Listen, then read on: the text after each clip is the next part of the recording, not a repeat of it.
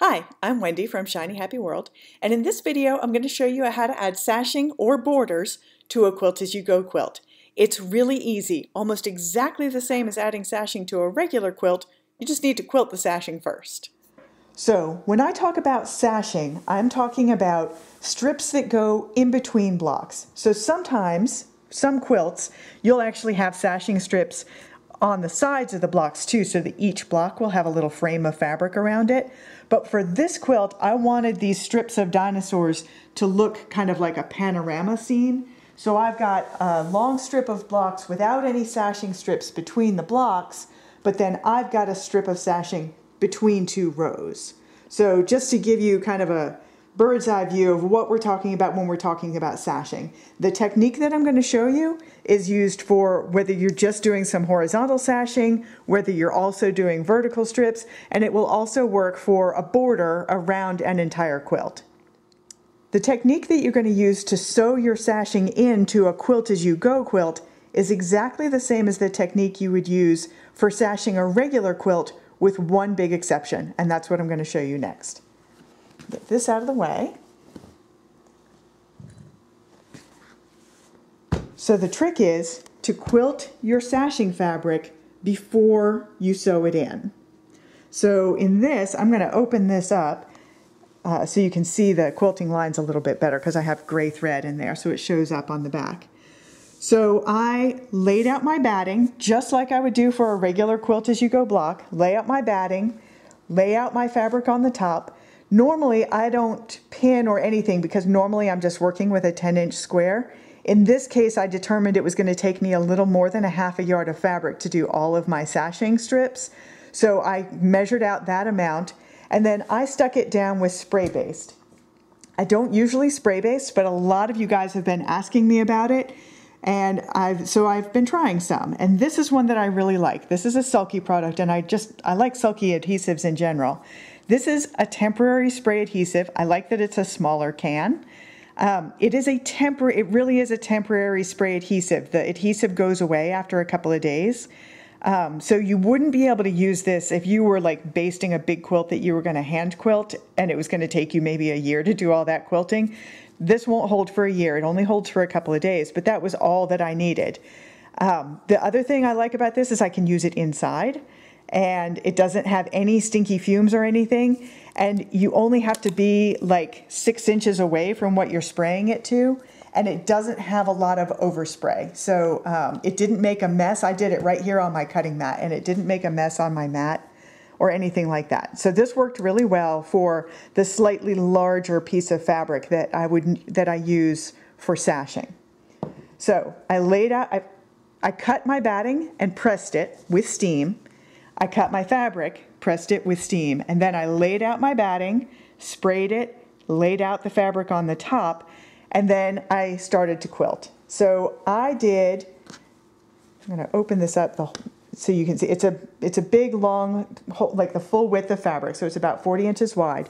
And I did one stripe down the middle, and then I did a stripe down each side, and then I cut those stripes in half, and then I cut those sections in half, and I kept going until I had no pieces. If I had a strip that was wider than 3/4 of an inch, I filled it in with one more strip down the middle. So that was just my guideline.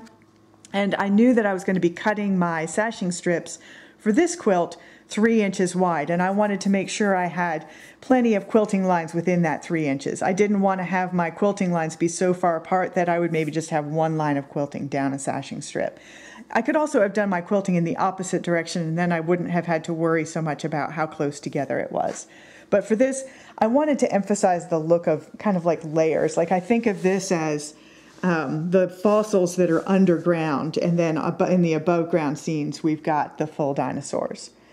So after I got it all quilted, then I cut strips, and I cut it just like I would regular fabric. I'm just turning this around. So like I said, I want finished strips that are 2.5 inches, so that means I'm going to cut them 3 inches so that I have a 1/4 inch seam allowance on each side.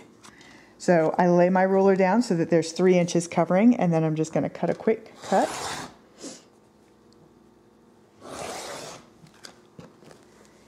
And And then I've got some selvages on the end, so I want to cut those off. And I just line up my cut edge on this line so I'm getting a nice perpendicular cut.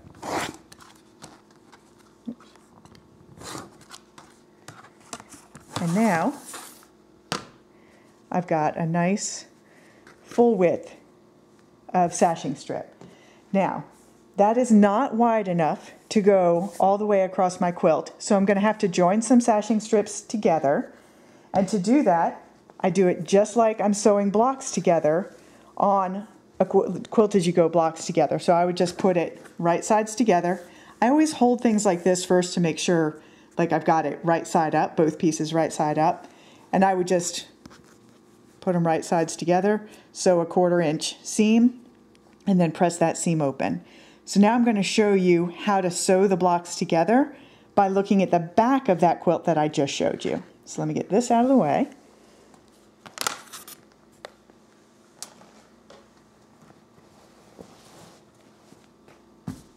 So just as a reminder, before I flip it over, we've got blocks. First I sew all the blocks in a row together, press all those seams open, sew all the blocks in this row together, press those seams open.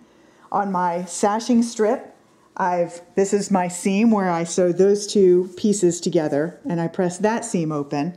And after I cut my strip to the right length, then I sew the long strip to this block, press the seams open, or not to this block, but to this whole strip, and then sew the bottom of that strip to this long stripe and press the seams open. So now I'm going to flip it over so you can see all that.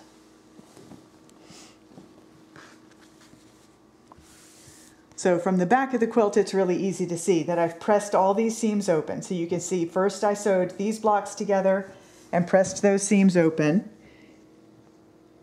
And then the last thing I did on my sashing strip, you can see that I sewed the pieces together and pressed that seam open.